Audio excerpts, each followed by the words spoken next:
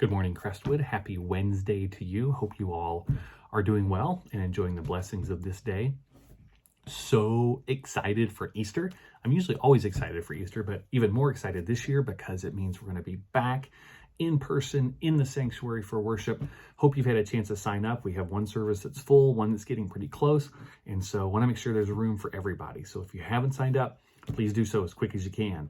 But can't wait to be with you on Easter, to see the sanctuary decorated for its Easter best, and the pews not full of people, but filled to capacity with how many we can fit in one service of people. You know, the COVID disclaimer we have to make. But anyway, can't wait to be with you. Until then, don't forget we have a Monday, Thursday service at 7, a Good Friday service at Central Christian Church at noon. Lots going on as we move through this week. But today, I'm honored to bring you this devotional for Wednesday, March 31st, the end of March. Today, I'm thinking about service and what it means to serve. You know, I never worked as a waiter in college or anything like that.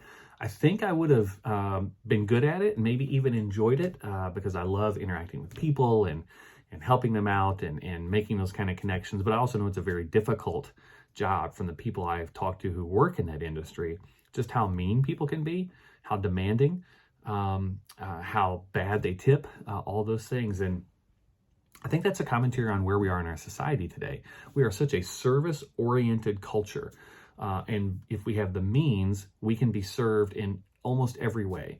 Our food, our dry cleaning, our groceries, everything is oriented towards serving us, right? Everything is oriented towards making it convenient for us to be served. And so I was thinking about that passage thinking about that phenomenon when I read the passage this morning about Jesus washing his disciples' feet. And when he's done doing that, after all their protests and everything, he says, look, if I can do this for you, then you should be doing this for others. And I think about that in relationship to how often I put myself in a place to be served. Am I also putting myself in a place to serve others? Am I following Jesus' example of not thinking that anybody is below me, not thinking any form of service is below me, but am I putting myself in a place where I can serve others? You know, I feel like if we are looking for ways to serve, we will see them all around us. But if we are not looking for ways to serve, we'll never know the opportunities we've missed. And I think about the Good Samaritan parable where the first two people walk by because they don't have an orientation towards service. And then the Good Samaritan walks by and sees this opportunity to serve and jumps in and does it. Today, I'm wondering, do we have an orientation towards service? Or do we have this sort of built-in, ingrained, subconscious expectation that we should always be served, that others should be serving us, especially those who are lower on the food chain, lower socioeconomic status, lower in their abilities?